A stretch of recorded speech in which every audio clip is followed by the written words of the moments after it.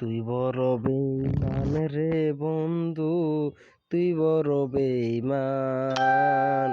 শিল্পী কোথায় আছিল রে, বলার মতো নাই।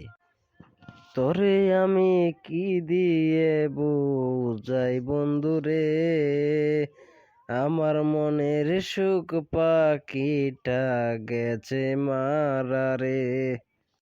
তুই বন্ধু আমার সাথে প্রতারণা করে ফেলেছিলি রে বন্ধু, করেছিলি।